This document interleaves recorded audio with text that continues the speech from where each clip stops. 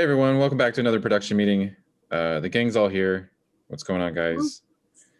How's it going? It's going. Go, you go, Matt. I always go right after Clint. You go. You just do you still want to go? Or are you trying to go right now? No. I mean, you could go right ahead. Just go. Are you trying to get me to go pee? Yeah, yes, go pee, please. Just get up. Do you have your pants on? We've had this discussion. Pants are optional. Oh yeah. That said, I was pretty bad this week. I didn't watch anything. Not even the homework, so I can't even talk about that, guys. And I work in a movie theater, and I still didn't see this movie. I didn't see any of it. I did watch the first 3 episodes of Jupiter's Legacy, or is that the name of the show? The Josh Duhamel superhero flick. I really wish I'd seen this show before Invincible. Because it's set the bar pretty high, and now I'm like, this is kind of dumb.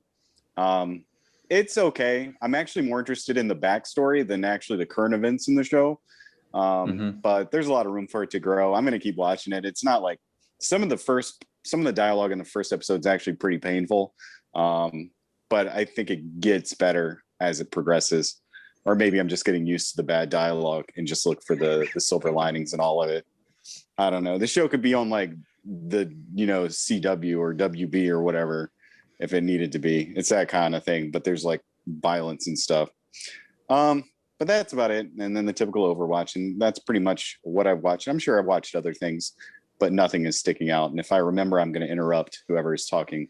I was going to say, and segue Ryan. Yeah. Yeah, I didn't do too much. Been trying to get rid of a couple B movies that I haven't seen, so watching those to get rid of them. So none of those are even exciting enough to mention. I watched the first 2 episodes of Shadow and Bone on Netflix, which is every YA series ever. Cool. Oh, So I am going to keep my promise and talk over Ryan, because I actually did watch 8 of those episodes too a couple weeks ago, and I don't ever think I brought it up. Does it get better? I watched it mainly because I enjoyed the cast, not anything about the story or the writing. I just thought they did really great casting with it, and I enjoyed that. Okay. But I like I said, I only watched 8 episodes, and I think it's 10. So I have not been felt obligated to watch the last 2. I don't feel obligated to watch the last 8. But yeah, it's nothing new. It's just YA generic, except no werewolves or vampires. So for those of you who are ignorant about whatever this is, I was going to say the same story? I don't know, and I've watched 2 episodes of it.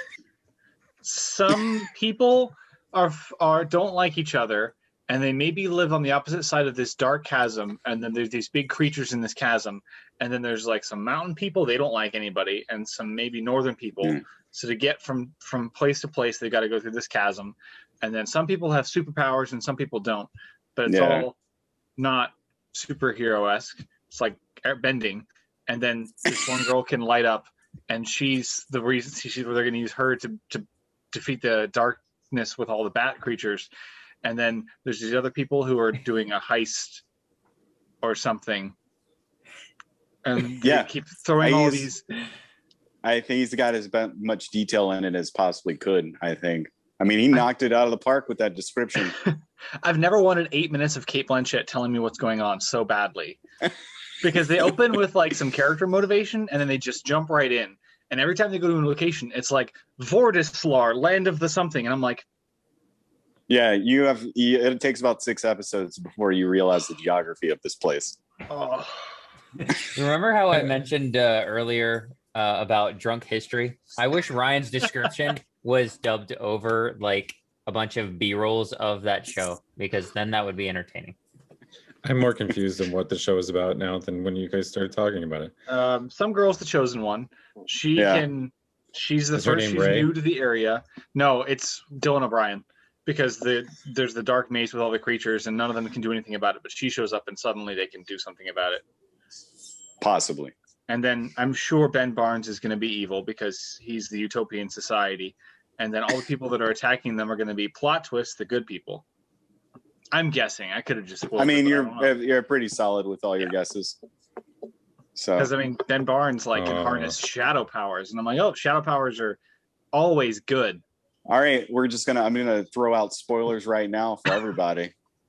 Do it. Ben Barnes is actually the one who created the rift to begin with, and he's been the bad guy the entire time.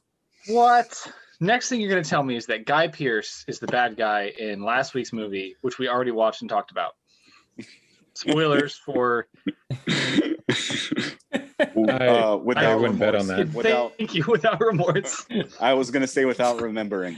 Somebody's watching these videos out of turn, and they're like, "Dang it, Ryan! I was going back to that one."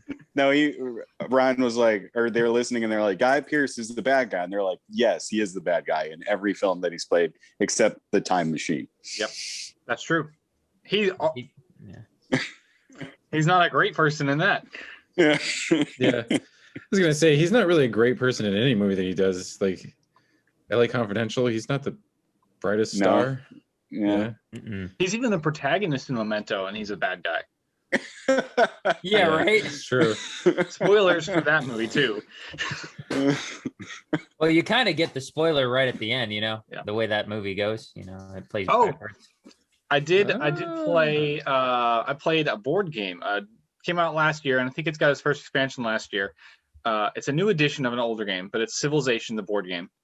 If you guys ever wanted to play Civilization, but as a board game, because you just want to not have eye strain, I recommend it. Cool beans. That's all there is to it. It's just Civilization. The board game. But the board game. I get to be Gandhi. Oh.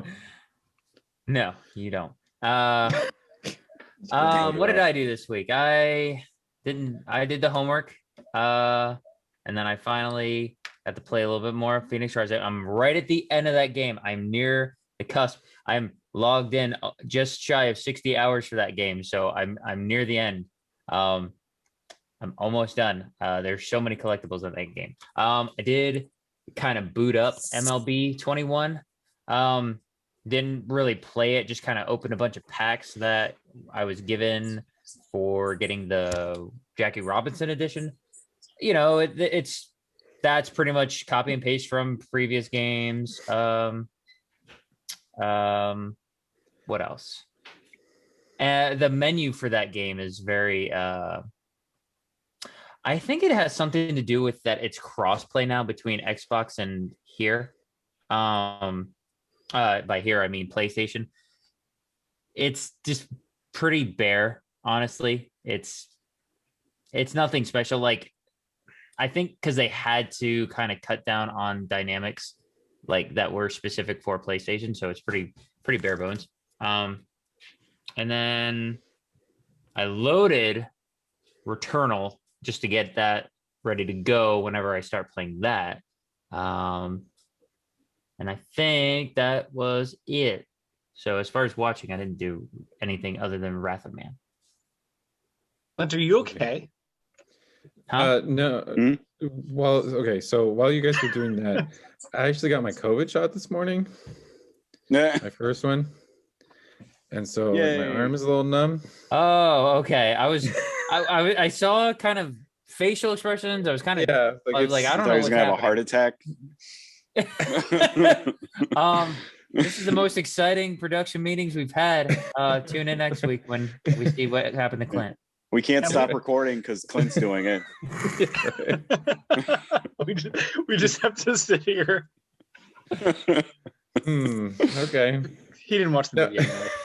Yeah, I didn't watch the video anyway. So I'm with Matt. I didn't watch it. Unfortunately, I was in the Outer Banks this weekend, and then I got my COVID shot. So I get my next one in a couple weeks. I did, however, finish Invincible. That got better, like 10 times better than like the first 3 episodes that we reviewed. So Alex, stick with it, buddy. Oh no, I will. It's just finding time to actually sit down and watch the dang things. Well, what's funny is like I don't know about you guys, like Matt and Ryan, but I felt like once you get past that 4th episode, they kind of fly. Yeah.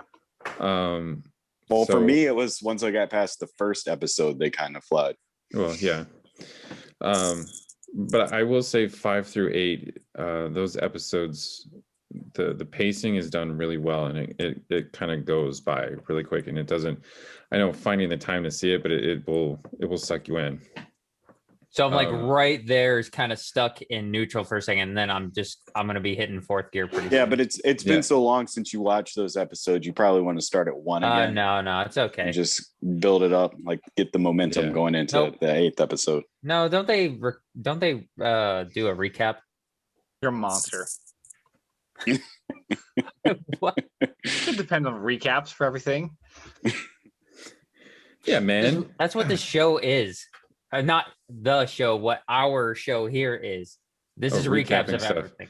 Yes. Freaking recaps. Little tangent. We started watching Scooby-Doo Mystery Incorporated, which I know came out in like 2010. But it was on Netflix. And it was supposed to be like the darker series adaptation of the show. And we just pressed play on Netflix, and it started season 2 with the season 1 recap, and it got into a spoiler within the first 5 seconds of that recap and spoiled the finale from season 1 before I could hit back. Special thanks to Netflix. Don't they have a skip recap button on Netflix though? Yes, but we didn't realize we were in the wrong season until it was like previously, and we were like, hang on, this is the wrong. Oh. And that's why. If I had like a successful TV show that had multiple seasons and had recaps at the beginning of each season, I think I would just totally make up something that didn't happen at all in the season before. That sounds familiar. Just so people could go in and be, wait, what? I don't remember any of that. And then they'd have to watch the season again and be like, he lied to me. None of that actually happened. You're telling me Kevin Spacey was not in Scooby-Doo? No, he was. He played Scrappy Doo. He was a pedophile the whole time. Oh, man. What? I knew it.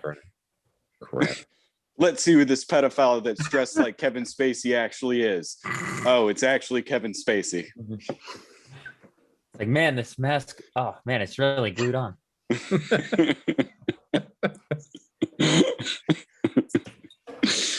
And I would have gotten away with it too, had it hadn't been for you pesky kids. Wow. On that lovely note, Clinton, what did you do this week?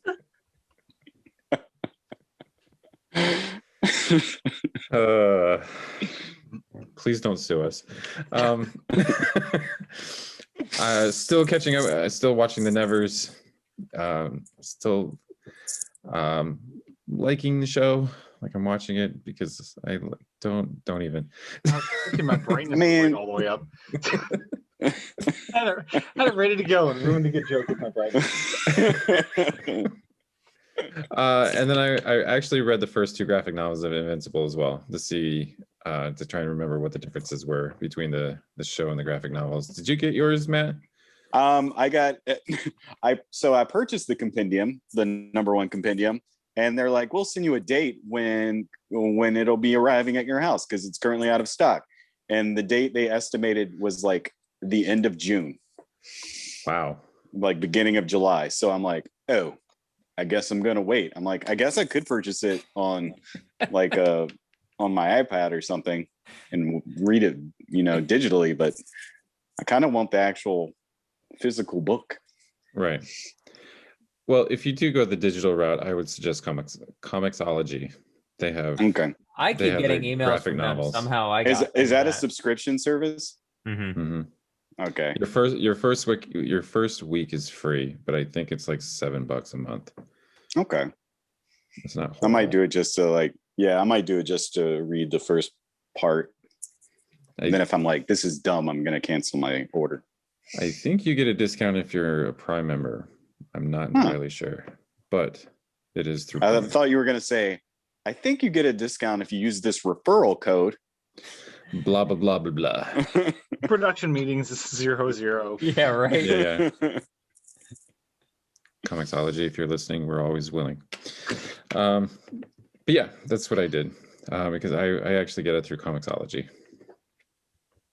So, Anyway, you guys ready for the news? What uneventful news it's been? There's a lot of trailers that dropped this week.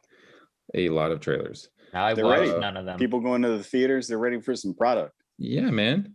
The Green Knight trailer dropped. I know I watched it. Excellent trailer. A couple guys shaking their heads. I told you guys before, I'm excited about the film. It's one of those ones that I don't want to know much about. Right.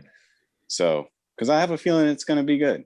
I mean, I've been looking at the poster at work for like a year and a half. So I'm excited. Who's this director, by the way? I'm kind of not really sure. David, what's his name? David Laurie? Let's look this up. Everybody grab their phone. Matt, if you have a spare one of those posters, I will pay shipping. You mean that red Green Knight poster? Yeah, the red Green Knight poster.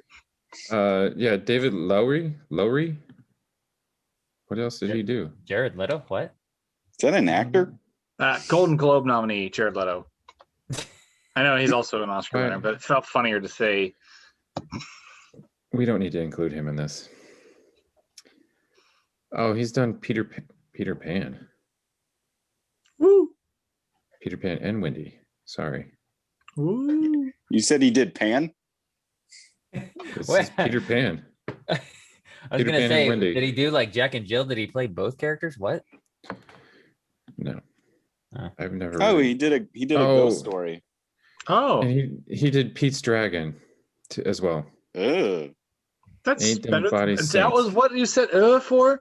I don't know. I to be fair, I've never watched Pete's Dragon. It's cute. Ish. Okay. Well, I watched the trailer. It looks amazing. Dave Attell looks cool. The special effects are pretty good. Is this before or after he wins the $1 million? Huh? I think this is way before. Okay. I just wanted to know if he was rich in this movie or not. I don't think so. Alex has no clue what I'm talking about. I have no idea what we're talking about. He's a slumdog millionaire of some kind. Oh man, I totally wish there was a movie called that. Maybe it'll win Best Picture in 2008. Where this joke belongs? Yeah, probably. Another Venom 2 trailer dropped. Let There Be Carnage. This is like a 3-minute trailer too. This is a long one. I keep waiting for somebody to tell me that this is a joke. And it's still not happening. Oh, you meant literally. Happening. Yeah. No. At least they cut his hair. Like, did you guys watch this trailer? I shared it, but I was like, I need to go back and watch the original because I've never seen it. I just need to form my own opinion. You don't need to.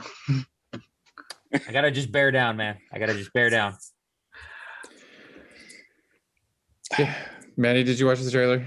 I did. And like I said, it feels fake to me. Like, I honestly don't think it's real. I mean, I know it's real, but I can't get by it. Like, I wasn't a fan of the first Venom, and this Venom, I'm just like, really, why are we making another one? Plus, the casting of Woody Harrelson is just so weird. Well, it's apparently like fan casting from however long ago, from something based on something or something that I don't really care about. And it got all the way to Sony being like, okay, it's fine, we'll do it. And I'm like, I'm sure back when that was fan casting, it would have been an okay choice, I guess. I should have more information before I just say things like that, but I don't. I would also like to say that apparently this movie is going to be rated PG-13. Of course it is. Really? Yeah. So that's what's a joke the point in biting people's heads off if you're going to be R? You gotta hide as much of the violence as possible. They're like, all right, here's a Venom movie. This one's PG-13. All right, we're introducing Carnage. All right, man, it's going to be all this violence. PG-13. What? Great. Okay, so let me get this straight. So the first one was the villain was a corporate douche. And I think that's his Venom. name, actually. Is it corporate douche? Mr. Corporate douche. Mr. Corporate, you're right. Okay. And then, so the second one, which the first one was rated R because they seen the success of Deadpool. And then you introduce Carnage, who's character is basically a serial killer, and then turns into this like red, like this blood red symbiote, whatever, however you want to pronounce it. And now they're going to make a PG-13. I mean, I could be wrong, but I'm pretty sure I read that correctly. The first one's PG-13 though. Is it? I don't think so. No. How come they don't have the ratings right here? This is dumb. It is dumb. We don't have all the information for these things. Oh well. It's almost like we're sloppily putting it together like a half-baked sequel. The first one is PG-13. So yeah, they didn't even go R. Yeah. So I think oh wow. That's why everyone gets their heads bit off screen. And why the finale is just dark. People are like, oh, this one looks so much better. And I'm like, well, it looks like one big blob fighting another big blob in the dark again. Well, now you get one big black blob and one dark red blob fighting each other. Instead of one black one and one gray one. And this one is at least teethy Venom instead of just bigger Venom.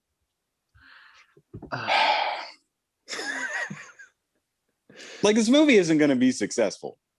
It's not. I don't know. I mean, I guess they're making another one because I don't think the first movie was that successful, but I guess they feel like they have the property, so why not? Sony superhero movies are like the Black Knight from Monty Python. Melee flesh wound. They just don't get it. Yeah, right. Poor Sony. They need to make better movies. Another trailer dropped. A Quiet Place 2 trailer dropped because apparently that's coming out at the end of the month, which we are going to see. Woo. Right, gentlemen? Yes. Which is this? I saw that is it a short trailer or is it a normal size trailer? It's normal size trailer. Okay. Yeah, I saw that we had gotten like a new teaser in, but I hadn't watched it yet. I don't know why they would drop a new trailer anyway. The trailer they've been running for the past year shows the entire movie. So I don't know why I need a new one unless they actually show less in this new trailer. It's just marketing. Yeah. Even if you rebrand the same trailer, it's trying to just build more. Like, oh, did you see the new Quiet Place trailer? When's it coming out? End of the month, people go buy tickets. Yeah. I think Suicide Squad. Good. Yeah. I think this one actually shows more, so don't watch it. Because now you get like more of the characters. Because I remember the first one last year only had like Emily Blunt, like her kids or whatever. Like this one has like other survivors and like other characters in it. Okay. So yeah. There was one more trailer. Stranger Things 4 teaser came out. And this is a teaser, which is like hints at Matthew Modine and 11, Millie Bobby Brown. So, which is kind of confusing because I think we talked about this off camera or off recording or whatever. But I had heard from Finn, what's his last name? Wolfhard? Wolfhard. Yeah, Finn Wolfhard. That season 4 was not even going to be a possibility until like 2022. So I'm kind of confused on like why they're dropping a trailer, like a teaser trailer for this now.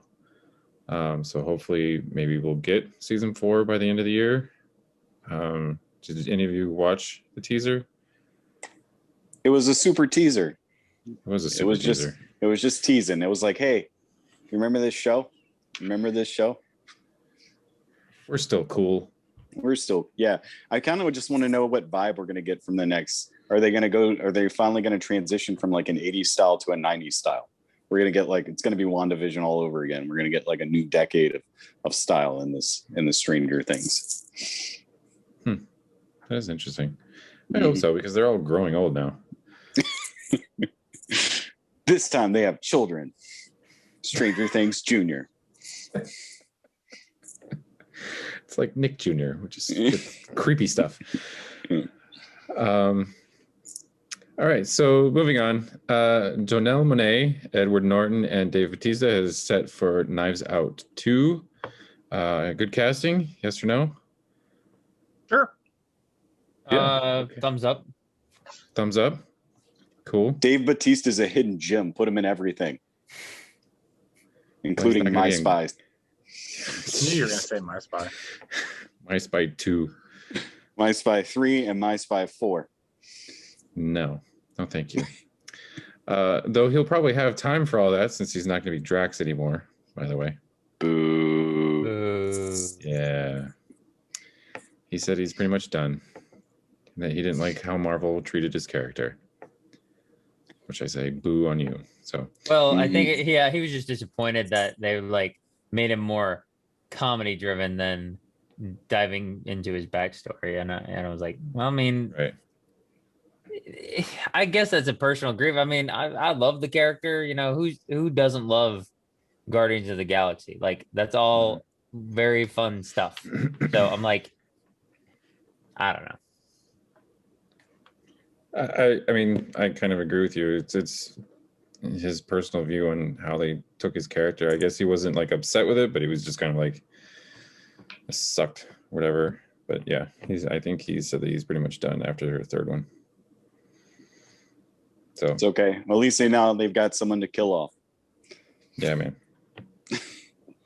Yeah, but I think this is gonna have that effect. Like, remember when we hadn't seen Endgame yet, but we knew that there was a second Spider-Man coming out afterwards, and we have that moment where he's like, "Mr. Stark, I'm not feeling so good," and then he, drifts off, and you're like, he comes back, like, because we have a slated movie, like, so this is kind of the same effect, like, we know he's going to be out, so don't try and squeeze out some fake tears or something, at the end where, I mean, maybe you can be artistic with it, but I'm like, I see it more as that because we already know this, it's going to cheapen maybe what's going to happen in the movie. Right. I don't know. Speaking of Marvel, Emily, I didn't write this down, but I just thought of it as it came to my head.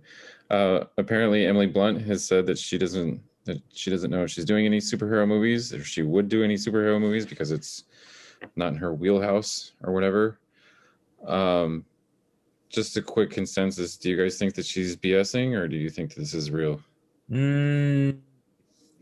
I don't know. I think given her track record for movies, I think she's being more genuine than not. Are you telling me it wouldn't be the most amazing cast for her and her husband to be in the Fantastic Four? Oh no, that would be amazing. Yeah, I think that would be like the best thing ever. I love Emily Blunt. Yeah. So yeah, I think both of them would be amazing. I'm just wondering if this is like the Tatiana Maslany thing all over again, where she's like, I'm not She-Hulk. I don't know what you're talking about. They never called me. Blah blah blah. 3 days later, confirmed by Marvel. I mean, if a contract is beefy enough and lengthy to have certain amount of, movies promised to you, who's not going to do it? But do I see her in a role? Maybe it's just because I'm not very creative. So no, I don't see that happening. I just almost feel like, an actor would want one of those jobs. Like, it almost feels like there's some certain amount of job security with being introduced in like the Marvel universe now, where you're going to show up in multiple projects, over the span of multiple years. Right. So of course that could be a detriment to an A-lister or B-lister, because that also takes up your schedule from doing other projects that you would want to do. So I can see it both ways. Right. All right. Yeah. I mean, I don't know. I could take it or leave it, but she says it's not in her wheelhouse. But I'm like, yeah, because we've never seen you do any blockbusters or franchise films at all, or anything like that. It's very manageable, I think. So it's a weird excuse if she's saying it as a cover story, but if she's just kind of using it as a polite, like, I don't want to do this, I think that's totally understandable. It's a nice way of saying I don't want to do this. Right. But like I was just like thinking about it before you started. It's just like she did Edge of Tomorrow, which is kind of a superhero movie. Kind of like if you look at it in a certain way. It's got the physical involvement for it for sure. She does a lot of action. Right. And she was gonna be Black Widow anyway. So I'm not really sure why now she wouldn't do it. But anyway. More superhero stuff. Margot Robbie apparently is pestering Warner Brothers for Poison Ivy to be introduced into the DCEU for a Harley Poison Ivy team up Would you guys want to see this on screen? Only I if it's think Uma so. Thurman. Yeah, right. I don't know. Uma Thurman, no.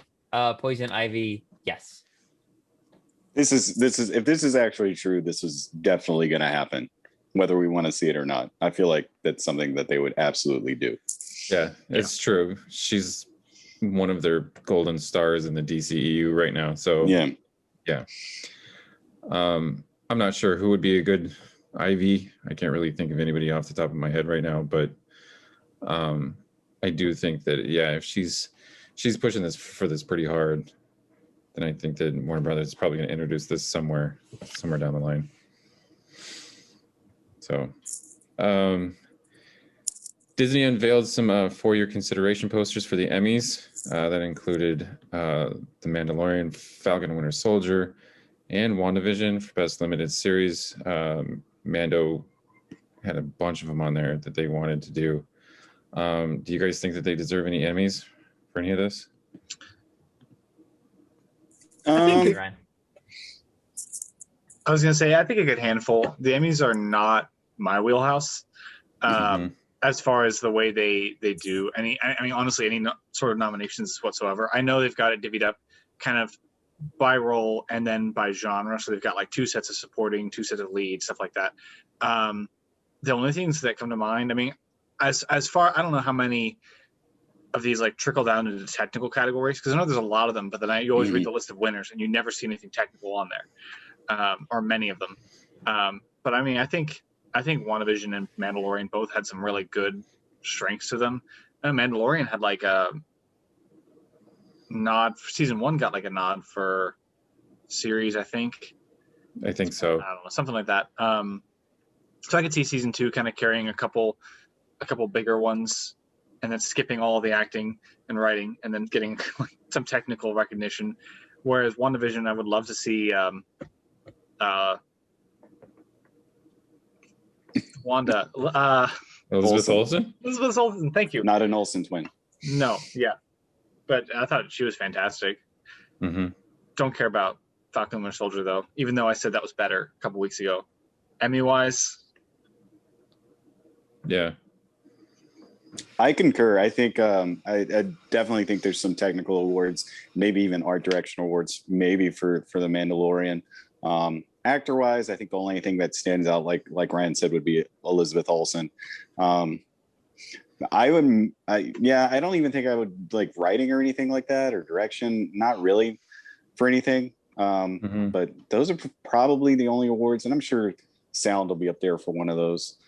They're always ahead of the curve with all their technical things, especially in Mandalorian, even though they shoot in front of a big HD screen. Yeah. Alex? I'm probably the least qualified to weigh in. Mandalorian, yes. WandaVision, small doses. Falcon and Winter Soldier, I want to, but like ultimately, I'm feeling the same way Ryan is. Like, I think I overall like that more, but I think there's a clear standout with Elizabeth Olsen in WandaVision. Like, in a otherwise not muddled story, she stands out, whereas Falcon and Winter Soldier, it's all kind of not muddled. Again, that's not a good word, but it's all, nothing really just truly sticks out other than honestly John Walker, in my opinion. So I don't really have any good opinions on this. Well, the thing that's kind of telling about this is Falcon Winter Soldier is for your consideration for best drama. So normally, like, WandaVision is up for best limited series. So this is best drama. So that could kind of hint at what Disney's planning on for like a second season. Because normally if like they were going to do like these limited series, it would be up for best limited series. The Mandalorian, I'm just reading off the top on this stuff, is like lead actor, supporting actor for Giancarlo Esposito and Tamura Morrison. Supporting actress was kind of surprising. Was Giancarlo? That's incredibly surprising that they put her name on there. Yeah.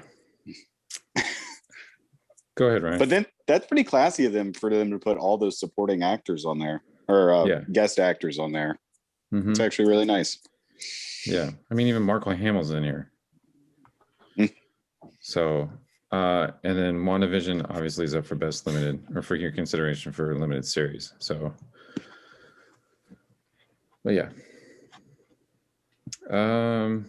Moving on. What? NBC. I want Ryan to speak. He's just dying. Go ahead. Mark Hamill's up for consideration, and he had like Bill Burr. Oh, no. He's in there. Oh, okay. No, they listed like every single guest star that they had in that series. Like Michael Bihn's in here. My lack of preparation has undone me. Yeah. So Omid, I can't read this because it's so small, but it's like Omid Abani. Are you reading? Are you trying to read the entire list? I just had it up. You just some. Hold on. It's dang it, really? John Leguizamo's in here. Never mind. I can't zoom in either. Omid Abini, Richard Ayoda, Michael Biehn, Bill Burr, Rosario Dawson, Mark Hamill, Diana Lee Inosanto, Simon. I don't even know half these people. John Leguizamo, Timothy Oliphant, Misty Rosas, Katie Sackhoff, Horatio Sands, Amy Sedaris, Mercedes Vernado, Carl Weathers, Titus Welliver, and Ming Na Wen. So everybody. Yeah, literally everybody. Yeah. So, yeah. Moving on. So NBC canceled the Golden Globes. Tom Cruise actually gave his Golden Globes back, apparently. What? Yeah. He was like, you guys aren't diverse enough. Here you go. They were probably like in his bathroom somewhere, probably. You had to go fetch him out of storage. His garage, something. Doesn't he have 2 Oscars too? At least one. I know he's got at least one, right? Tom Cruise? I don't think he has one for Magnolia. Oscar. No, he was nominated for 4th of July and he's got like 2. He was nominated for a Magnolia, Jerry Maguire, and 4th of July. Jerry Maguire. So he's nominated, but no wins. Okay. Yeah. Okay. Anyway, so yes, the NBC cancels the Golden Globes until they change their ways. So thoughts? Bye. Yeah. I mean, good riddance. I don't think anybody takes the Golden Globes seriously. The Emmys nominate the Golden Globes for Best Series or Television Special. Right. No. I mean, I'm gonna miss my early Oscar predictions, but if the last year was any indication, it doesn't matter anyway. Mm-hmm. It's true. So that is true. So good riddance. Good luck. Good night. 2 more things. First off, Daisy Ridley said that she may come back, or is rumored to be coming back for more Star Wars. Yay or nay? It's not like she's doing anything else, right? Yeah, I don't know. No, I don't think so. I feel like all these people said they had really harsh feelings about it, and then they're all like, "Oh, it's okay. Maybe we'll do more." And I'm like, I don't care one way or the other, but don't say something. Don't say you don't like Star Wars anymore. Like, I don't know. I know that was John Boyega, not her, but Oh, no, I guess that Chaos Walking trailer or sequel fell through. So I was gonna say, that's the only other thing I can think of her in. Matt, I completely forgot about that movie. I think the rest of the world is trying to completely forget about that movie. How could you forget? Girl.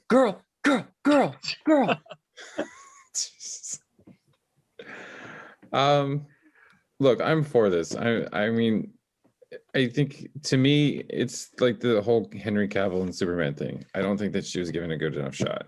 Like, Force Awakens, we can all agree was a decent movie. at least. Last Jedi, we're kind of split in the middle with this. But I don't think that's like Last Jedi kind of like showcased her per se. Like the original trilogy and the prequel trilogy kind of like focused on that one character. I think Last Jedi was a very hodgepodge of multiple characters at once. And then Rise of Skywalker was a dumpster fire from the get-go. So well, yeah, and I've said this before, is because it had to crap out a whole trilogy's worth of content into one squished movie. And but I do agree, Clint. I think it's, you know, it's the situation around her that's kind of giving off this bad taste for her. And for those of us who don't deem this as a successful project for her. But I guess depending on who segues her into whatever it may be, I am more leaning to yes, I want to see her more than no, because I think, like you said, Force Awakens is serviceable.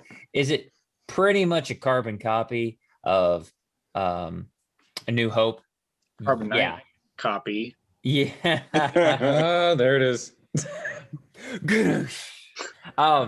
But you know, it's serviceable. It, you know, I think the whole point of that being so similar was to kind of segue and get a new generation of Star Wars fans, and to please the ones that have already been well established.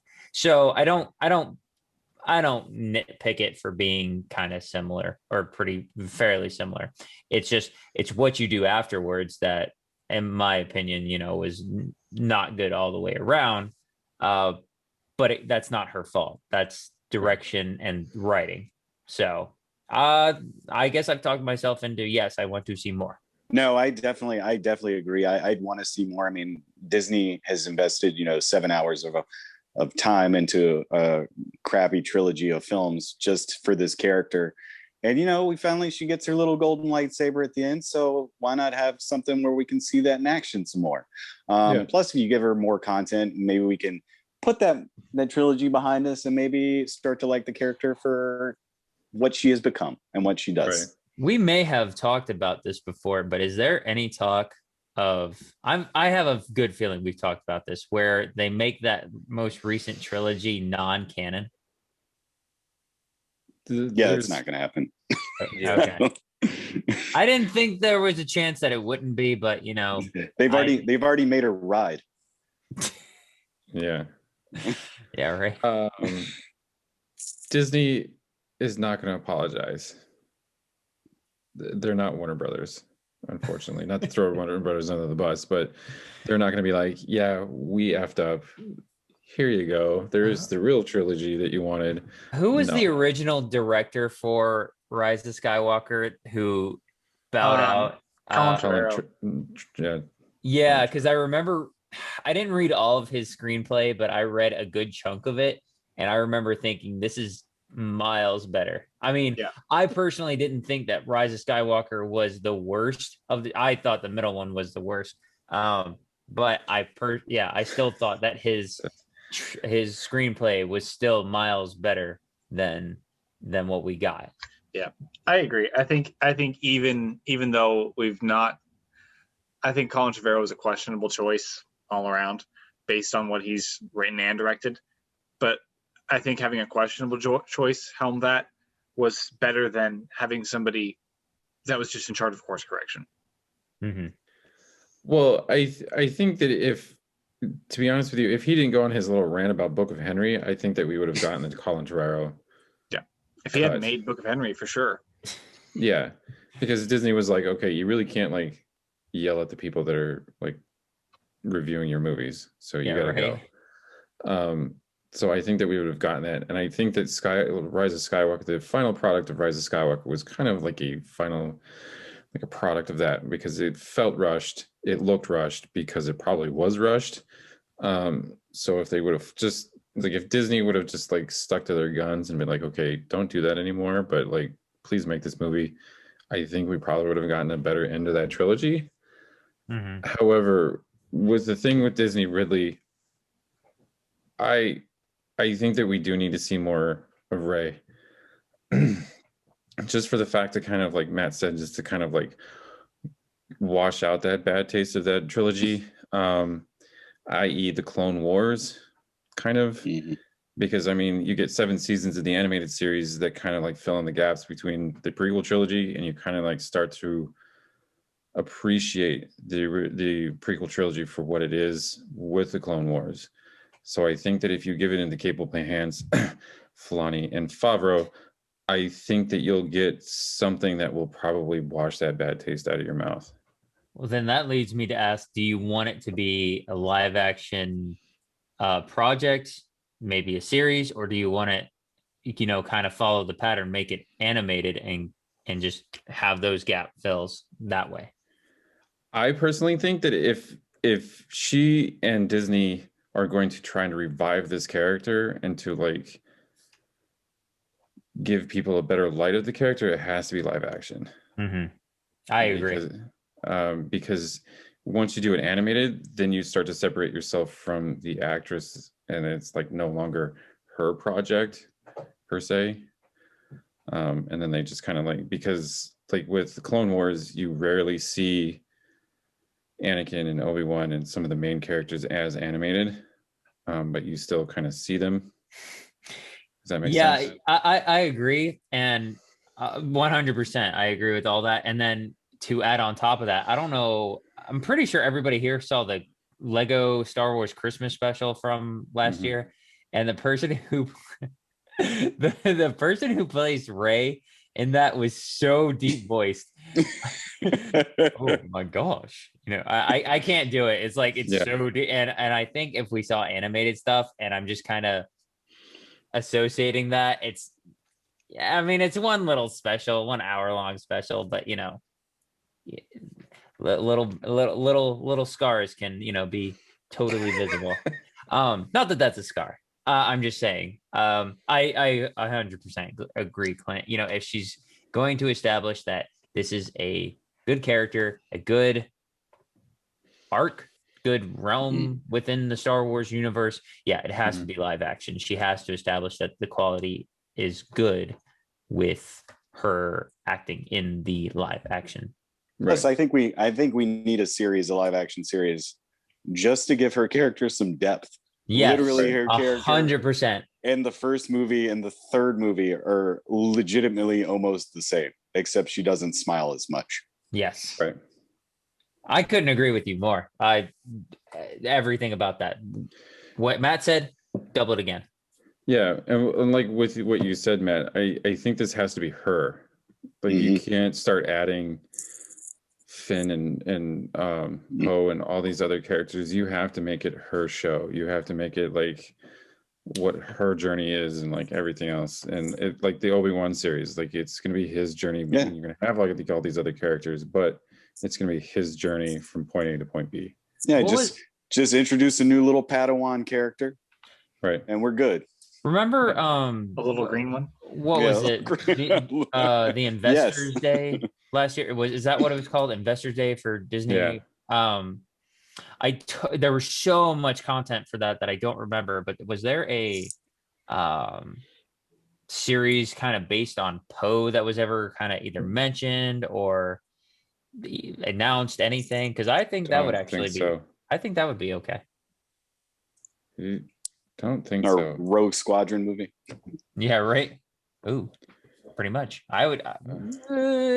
Wasn't Amy Heckerling supposed to do that? Isn't that still being made? Patty Jenkins. Patty Jenkins. Yes. I knew it was one of them.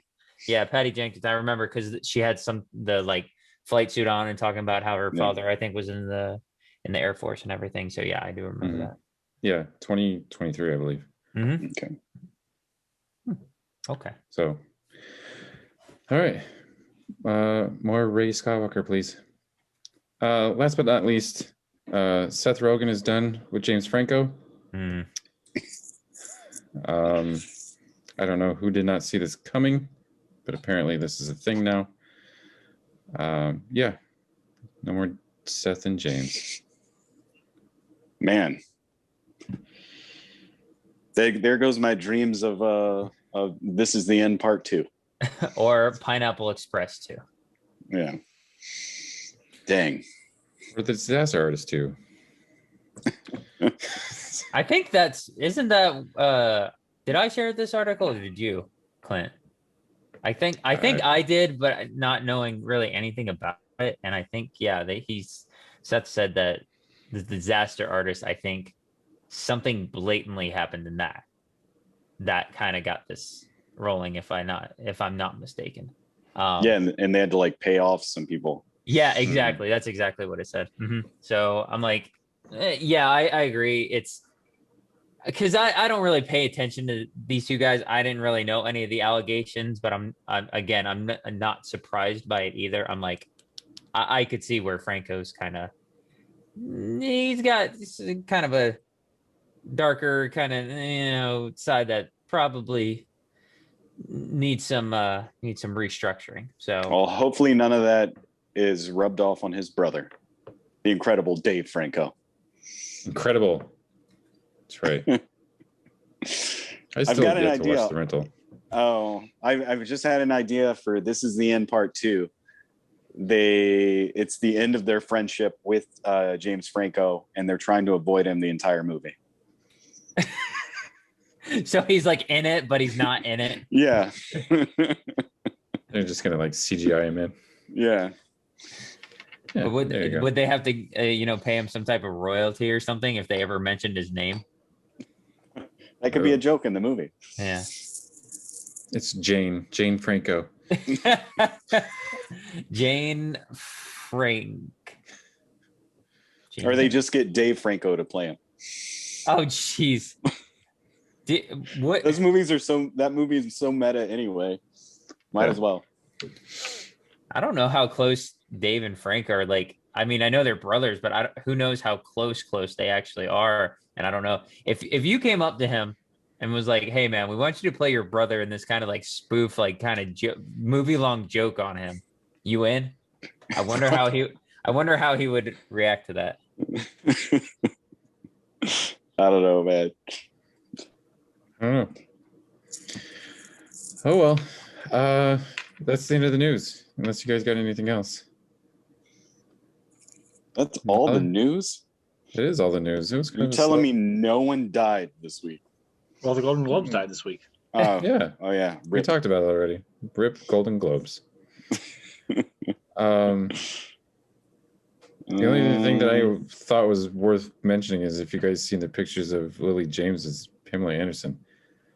Did y'all see this? Oh yeah, I that was floating around somewhere. I did see that, but I didn't actually click on the article. I just remember seeing the headline. She looks pretty close. It's kind of scary. I guess that's an attribute. How that's an attribute to how generic Pam Anderson looked. Yeah, probably. Sebastian Stan looks weird though. That's kind of freaking me out a little bit. He's lost some weight. Tommy Lee. Yeah. Yeah. Yeah, I don't see any other news. Nothing else? Nothing else. All right. Well, then this section of the video is going to be two-sided.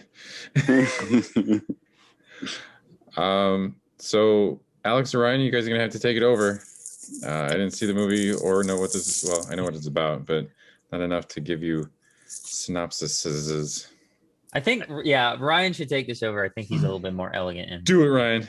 Okay, so Wrath of Man is a Guy Ritchie directed film starring Jason Statham as a new employee in a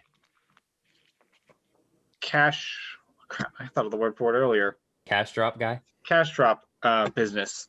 And it's a business that's frequently been targeted by these cash truck robbers, and they find out that he's very well equipped for this, and it spirals into a series of, without giving much away, violent events. Violent events, pretty much. Since you did so well on the synopsis, do you want to go first or you want me to go first? You can take it away. Okay, so yeah, this is a Guy Ritchie movie. You know, Guy Ritchie I'd like to think of more fondly than not. I think this movie, it's adequate. It's serviceable.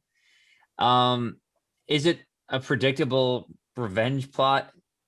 Yeah, probably about an hour, maybe not even that. Probably about 45 minutes into this movie, you could kind of guess the end. I personally think that the journey that you go along, while not terrible, it's some parts actually like pretty enjoyable. The end result is not rewarding enough. Like I said, it's pretty predictable and therefore anticlimactic at the end. I don't know if this is spoiler heavy or not, but I think Jason Statham, while being the star, is not featured too much in this movie. But if you think of it in the other way, like he is, his character is so personified as this like head of this mob kind of deal.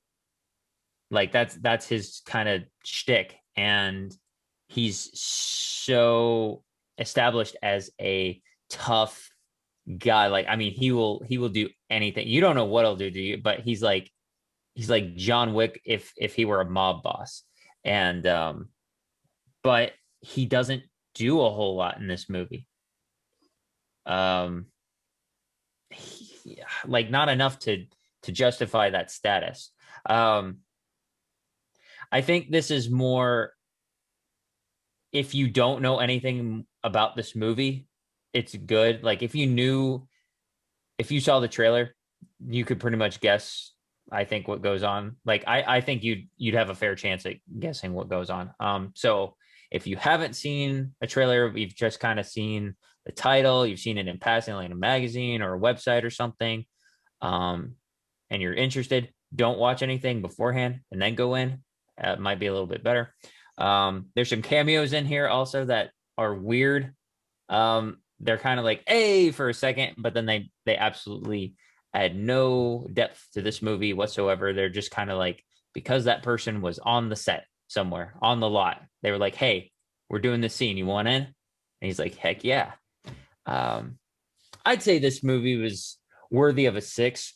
It has Guy Ritchie staples in it for sure. One of his biggest, not cliche is not the right word, but it's the word I can think of right now, is he always incorporates a scene where he has a guy talking about a future event, and it montages between to and fro of that scene and the scene describing it in kind of a fast-paced nature. Usually it's pretty good. And this doesn't do that exactly. It kind of does that, but like if it were played to slow jazz. It has that kind of moment. It's not bad. I'd give this a 6 overall. Would I own this movie? Yeah, I think if I saw it for like $5, I'd be like, yeah, let me throw that in there. I will not be buying this as soon as it comes out. There are better Guy Ritchie movies, but there are also worse Guy Ritchie movies. This is very middle of the road. You can find a better revenge movie elsewhere, but if you are, I don't know where I was going exactly with that thought, but like, yeah, I mean, if this is the, for some reason, only thing at your disposal, there are a lot worse options. So 6 out of 10, Guy Ritchie and Jason Statham, not bad, but not great. Yeah, Alex, I agree with pretty much everything you just said. Actually, everything you just said. There's nothing I disagree with there. I'll add on a little bit, but you got the core of it right. If you are looking for an okay time, and you can go into it with no expectations whatsoever, it's a fun movie. But if you want a really good movie, and I'm going to compare it directly to one of the biggest surprises of 2020, which is Gentleman. Mm-hmm. Kind of came out of nowhere late January, and I was like, oh, it's a Guy Ritchie film, and then I was like, oh, it's one of the best films of the year. That was a nice surprise. This does not live up to that standard at all. It doesn't do that much creatively, unfortunately, and I think it's probably because of the darker tone they're going for. Guy Ritchie has shown in the past that he can really tackle a lot of tones, and even in his misfires, I really like that. He is a versatile director. And he doesn't fall in a lot of, I mean, I think a lot of the weird. It's a weird comparison when I compare this film to Aladdin. He has some weird editing choices in Aladdin where I'm like, oh, why did we have to go full Guy Ritchie in this little moment where it's sped up, slowed down? This doesn't really fall into those. The biggest thing you get is the story structure, which admittedly is probably the most interesting thing about the film. You kind of get layers as they unfold, and I liked that dynamic a lot. It's also very well put together. It's a well shot movie. The sound design reminded me of a more toned down version of that heist movie with Gerard Butler that I had on the tip of my tongue from a couple years ago. Very forgettable, but yes, Den of Thieves. It was a very, very toned down Den of Thieves, which I thought was a good structure, because you always hear kind of guns are unrealistically loud, but you kind of want to have an impact. It did a good job with that. And it did that kind of with a lot of its dynamics, where a lot of action sequences kind of feel more grounded. But Alex, as you said, that also meant that Jason Statham has nothing to do for a lot of the film except sit there and stare. That's right in his wheelhouse, but that doesn't make for an exciting character sometimes. And that's probably one of my biggest two problems with this film. Nobody's likable, and the people who are likable don't matter. And once you boil it down, it's like a really great looking cake, and you cut it open, and I'm like, oh, it's just a plain vanilla on the outs and the inside. It's just every revenge film ever. There's not much that's unpredictable here, and they constantly, further and further you get in, you get opportunities for them to do something different, and they just turn those opportunities down over and over and over again, just opting for a very generic finale, kind of a limp to the finish for me. So I'll still give it a 6 as well, kind of brownie points for capturing me early on. I love his opening title sequences. It was very gentleman the way they opened. And it's solid score. So I hope this is kind of we'll get like the 2000 or early 2020s Guy Ritchie trilogy of movies that are like this, but it's not a memorable movie. Yeah. All right. I don't even think we need to go into spoilers. So the question is, I've taken two things away from this. Well, actually only one. Since you said Jason Statham doesn't do a lot except for stare in this movie, it's obviously this movie was missing The Rock. And two, should I watch this movie? Ryan, I'll let you. I'll tackle the more important question there. Tonally, this movie does not fit The Rock. Alex, the rest is all yours. Yes, obviously that's. I mean, it's I don't want to feel like I'm giving my review a second time. It's like, but I got this. Yeah, go ahead. Yeah, I feel like you'll have a Matt. You should watch this movie because you can see it for free. Audiences, it depends on how much you want to pay for it. $5 Tuesday, it's an okay time. Don't expect too much. It's not that funny. Guy Ritchie's done a lot of even his serious films are funny. This is not a funny movie. It's a new rating scale now. We've got full price, $5 Tuesday, Redbox, and then somebody let you borrow it. Yeah. So Ryan, I thought that was astute because there is, for some reason, there is one movie that always sticks out. Like, I got to see it for free, but had I paid for it, like any amount, I'd have thought it was bad. Godzilla. No. Well, yes, but no. Because they're over King Kong. No, but it does involve apes. It was. Don't say Rampage. No. Okay. No. Cool. We're good. I never even saw that. Rampage. No. Okay. It was Skarsgård's Tarzan from 2015. Oh. I thought that was okay for free, but I was like, if I'd have paid somewhere in the realm of $8 to $11 to watch this, I'd have been upset. And that's astute that you say that, Ryan. I think if I'd have paid $5 to watch Wrath of Man, I would not be totally disturbed. But had I paid $12 in that neighborhood, I probably have been like, man, that $12 could have bought a meal with that. I think what did it for me is for a 6 instead of a 5 is just the last couple movies we've watched were not as good by default. Mm-hmm. So, wait, are you saying that Guy Pearce as the bad guy wasn't better than this? again, I've already forgotten the name of that movie. So, I thought without that was remembering. better. Thank you. Without remembering. Yep. That's what it is. And gosh, I just want some good movies. Amen. Yeah, I'll be honest. I saw Wrath of Man, wrote my review, and then spent the rest of the week thinking about all the positive things I was going to write about the Mitchells versus the Machines. So if you're going to watch a free movie right now, that's it. Then if you still want to go to the theater, you can go see Wrath of Man. Okay, so two things. One, I'm going to write that rating system down because I think we should probably adapt that. And two, I would definitely pay $12 to see Margot Robbie. Just going to put that out there. In what? Anything.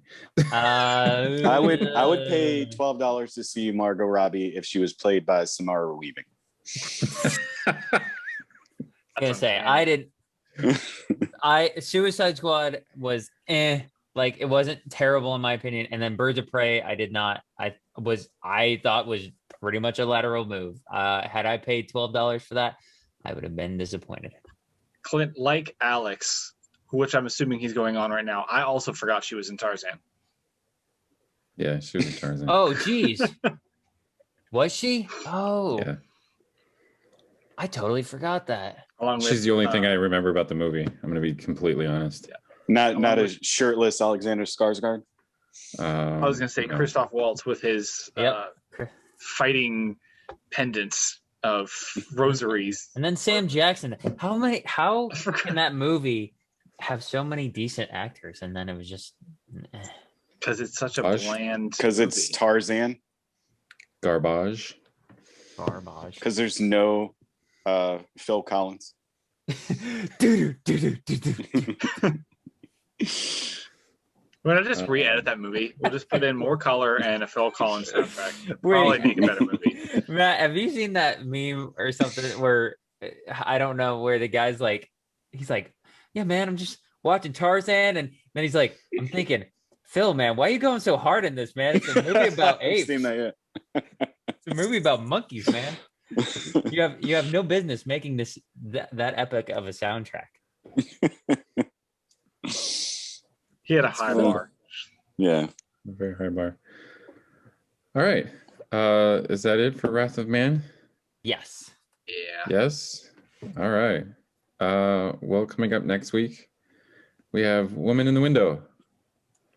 Or is it that dog in the window?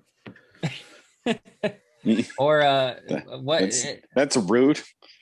Poor woman. Jeez. But then some of us have to do Spiral, and isn't that out this week?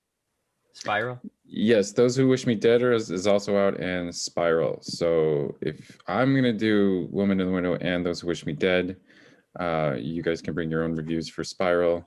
And Those Who Wish Me Dead's also it's in theaters and HBO. HBO, right. Yep. Yeah. Good, because I've got 4 movies to see this weekend, and 3 a week that I can see on my AMC pass. So I'll watch that on HBO. Because Profile opens this weekend, which we're going to go see. Some Romance that we're also going to go see, and then I'm going to go see Top Gun in Dolby. Cool. Hey. Old Top Gun, obviously. Does Goose die? I hope not. I heard he's the best character. Ooh. Well, that's awkward. Moving on. All right. Well, this week was short because 2 of us didn't do the homework, and I'll be first. Go ahead, man. I feel like saying for the record that I've seen Top Gun. Okay. Just to clarify. You should have carried the joke to next week and been like, guys, why didn't you tell me? You just come in like crying, tears on your face. Oh man, that would have been great. I would have completely forgotten. I think it would have been better if he came back and went, why didn't you tell me Meg Ryan was in this movie? Ryan's in that movie? Oh gosh, I can't wait. I'm sorry for lying about it now.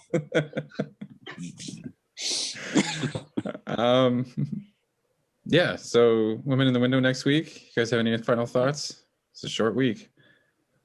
No? No. Cool. All right. Well, just a friendly reminder, we are on Apple, Google, Spotify, and Amazon Music podcasts. Thank you for everyone for listening and watching. Please give us a like, subscribe to our channel, and please leave us a comment. We like hearing from people.